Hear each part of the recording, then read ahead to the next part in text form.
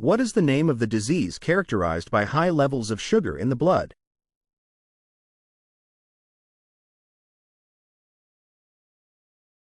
What do we call the machine that helps patients breathe when they are unable to do so on their own?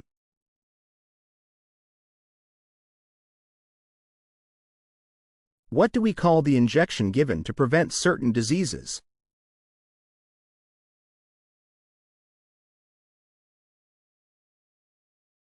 What is the name of the condition characterized by persistent sadness and loss of interest?